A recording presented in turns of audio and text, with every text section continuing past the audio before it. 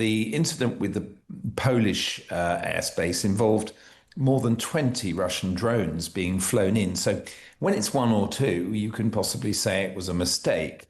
But when it's at that level, you realize that Russia is trying to provoke. And I think the same is true of what happened on Friday. Three jets for a sustained period. Well, that's not a navigational error or something like that. Mark Urban is here, as he is every Monday, to talk us through the big foreign policy, diplomatic and defence stories. Hello, Mark. Good morning. Good to have you with us. So look, as you know, as everyone knows, government ministers minus Keir Starmer are arriving in New York today to formally recognise Palestine at the United Nations.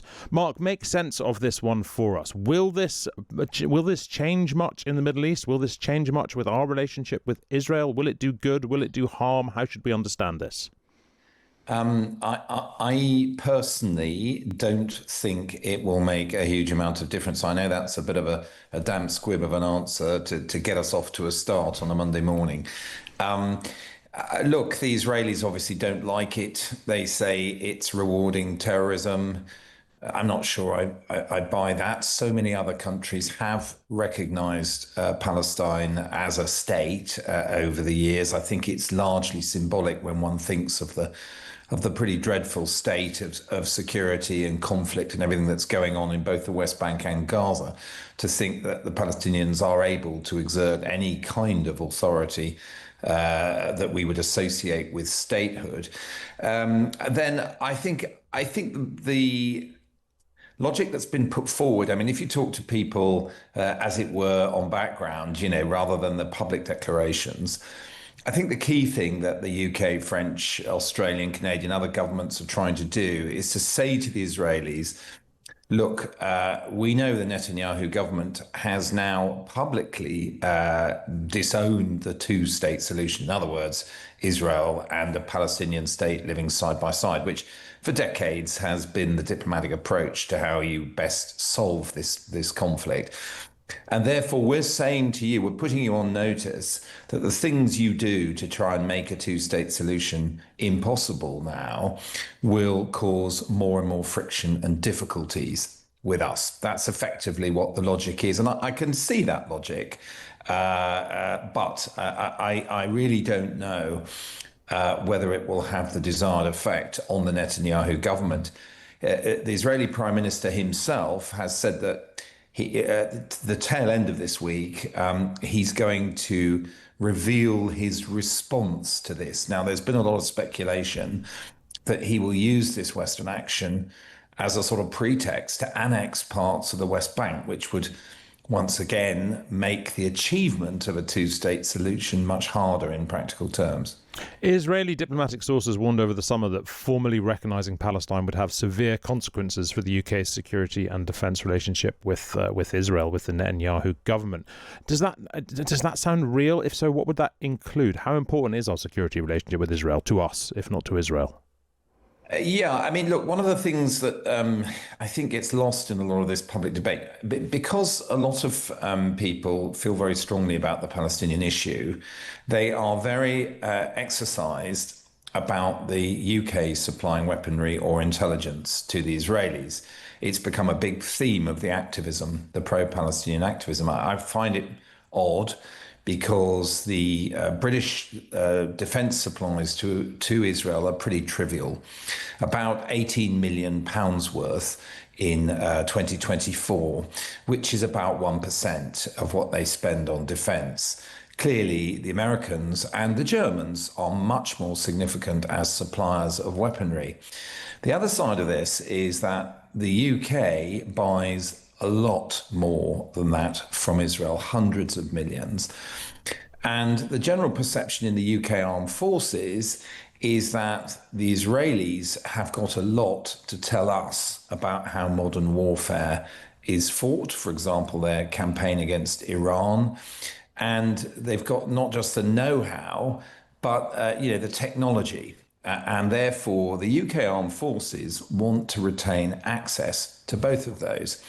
So that is a tricky issue when the Israelis then threaten to restrict access to know-how and technology. Personally, I think it will probably turn out to be a hollow threat, because the exchange of information and knowledge is probably at some level mutually beneficial to the Israelis, and they know that the Brits in that respect need them. Yeah. Look, let's turn now, Mark, to NATO's escalating confrontation with Russia, which is, of course, the topic of your excellent column in the Sunday Times this week. Just to sort of recap here, 2 weeks ago, more than 20 Russian drones were flown into Polish airspace. Several were brought down by NATO jets. There was another incident on Friday. What's the latest? Can you bring us up to date with what's been going on? Well, the incident on Friday was three MiG fighters, MiG-31s, straying into Estonian airspace.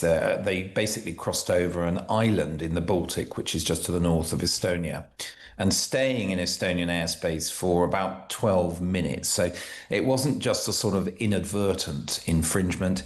They had their identification transponders switched off. They did not respond to, radio calls from air traffic control and fighter jets sent up to have a look. So therefore, the general feeling was it was a provocation, which followed, as you say, what happened in Poland 10 days ago, and then Romania shortly after that. There was another drone flew through their airspace. I think the problem with this is that people who are on the front line, as it were, countries like Poland, the Baltic republics, Romania, they've become used to a pattern of occasional Russian incursions into their airspace since the invasion of Ukraine in February 2022. But they're worried that things are becoming more provocative. The incident with the Polish airspace involved more than 20 Russian drones being flown in. So when it's one or two, you can possibly say it was a mistake. But when it's at that level, you realize that Russia is trying to provoke. And I think the same is true of what happened on Friday. 3 jets for a sustained period. Well, that's not a navigational error or something like that. And that brings these frontline states, you might see them as, to the point where they're thinking, well, we're going to have to do something to try and deter these provocations and to send a message that, our airspace is sovereign. Now, whether that includes shooting down something like a MiG with a pilot on board, in other words, you might well kill that person if you shoot the plane down, is a question that's going to be discussed this week at NATO headquarters, because the countries on the front line, the Baltic republics, Poland, etc., they do want a toughening of the rules of engagement. They want the air component commanders who are in charge of this NATO operation over Poland and the Baltic to have more discretion to say that certain acts are hostile and could therefore be responded to by shooting down a plane. It's clearly a strategy with risks, but their common belief is, unless you do something to draw a clear red line, the Russians will keep on escalating the provocations. I mean, so there has been some criticism of NATO for not shooting down those jets when they came in on Friday. Was there any prospect of that happening? I mean, do we know what are the rules of engagement? Was it a sort of a given that they would just be sort of tracked and shadowed, and or was there a realistic prospect that they could have been shot down? Well, the NATO rules of engagement, there are also national ones to make things even more complicated. But in broad terms, NATO looks at these scenarios as taking place at a number of possible levels. Now, you can have hostile action. So if somebody fires a missile at your airbase and it explodes, well, it's pretty clear that they're taking hostile action. Then you get into this grey area of hostile intent.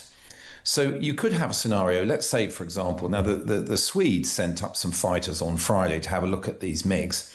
And you could see from the photos that these MiGs had air-to-air missiles on.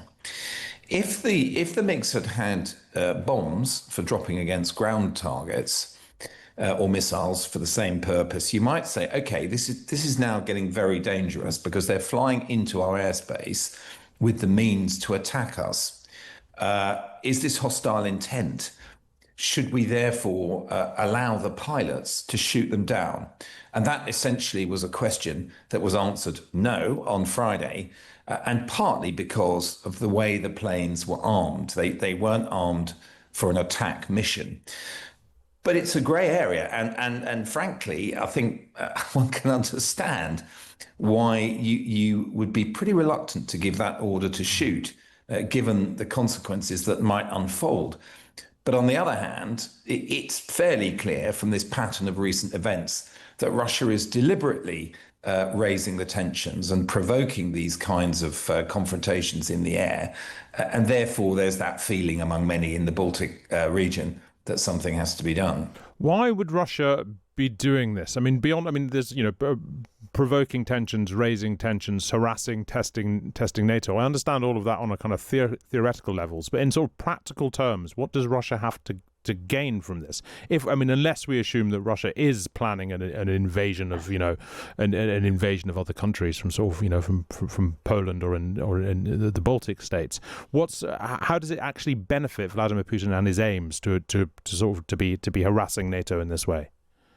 Yeah, I mean, look, some people, the people who are really sort of sanguine about this say, oh, we've had sort of low fly paths of warships and air to air intrusions and all these things, even going back to the Soviet period, when there was this sort of battle of nerves often between, pilots or people at sea. And therefore, we shouldn't overreact. The purpose of it, if you look at it in historic terms, there are many reasons why they do it. I think one is to, give their pilots or their people at sea some experience in going toe to toe with NATO. The scene setting for these kinds of incidents often includes the scrambling of intelligence aircraft or ships as well. In other words, you send people up, you provoke a response, and you've then got people intercepting the signals, the radar signatures, everything else of the NATO forces that do this. I think in the current context, post the invasion of Ukraine, the dynamic has changed, though. And I think what people in the Baltic republics and Poland fear is that Putin is doing these things to expose the powerlessness of NATO. And he's doing that in order to try and influence the minds of people. Now, that might be in former Soviet republics like Ukraine, Moldova, that are not part of NATO, but where Russia, obviously in Ukraine, is very much engaged militarily and wants to convince people they can't win. It's a kind of way of saying to them, don't think NATO is all it's cracked up to be. They're weak, we are strong and we can provoke them and get away with it. And then you've got the former Soviet republics like those three in the Baltic that are now part of NATO and that we are committed to defend if Russia was to take armed action against them. And of course, we've got British troops in Estonia, which was the country that had its airspace infringed on Friday. And I think there the intention is to say, forget NATO. In theory, you've got this promise from them, but it's not worth anything. Look, we can fly in and out of your airspace. Sure. So I think that's the broad intention. Finally, Mark, you've been taking a look at the changing nature of war, particularly the lessons of war being learned in Ukraine and the Middle East. Briefly, what do we have to look forward to? Oh, my Lord. Well, listen, this is a video I've made for the Times. You can watch it on the Times Originals YouTube channel. And it is about what we can learn. Now, obviously, essentially, this is about how much easier it is to see and detect things across the battlefield, whether that's through drones, intercepting people's cell phones, all those other things. And then the implications of that about why it then becomes so hard to do anything without being observed, as we've seen in Ukraine, why it becomes therefore so much harder to achieve any result on the battlefield, and what the implications are for the UK and other European countries that are now spending a lot more on defence, and whether they can modernize fast enough to sort of keep up with this frenetic pace of change. Thank you, Mark. Look, you can hear Mark on this show this time every Monday. You can, of course, read him in the Sunday Times every week. And I would highly recommend as well you go and watch that video he was talking about on the changing rulebook of war. You can find that on thetimes.com. Thank you very much indeed, Mark Urban.